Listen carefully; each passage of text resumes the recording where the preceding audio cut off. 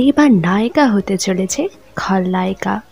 বর্তমানে 2 শালিক ধারাবাহিকে চলছে মোড় ঘোরানো পর্ব।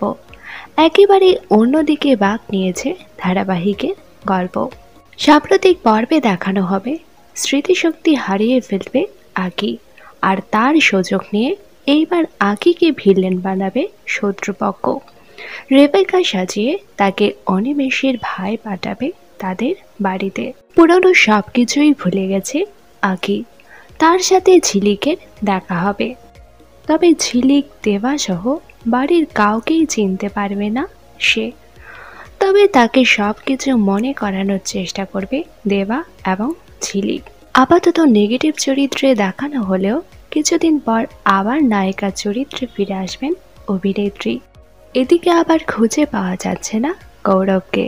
মনে করা হচ্ছে যে ভিলেন রয়েছে সে মনে মনে পছন্দ করে গৌরবকে, তাই গৌরবকে কোনো রকমে বিয়ে করতে চায় সে। তবে ধারাবাহিকের এই পর্বগুলো হয়ে উঠেছে বেশ চমকপ্রদ। বর্তমানে ধারাবাহিকটি আপনাদের কেমন লাগছে নিচে কমেন্ট করে জানান।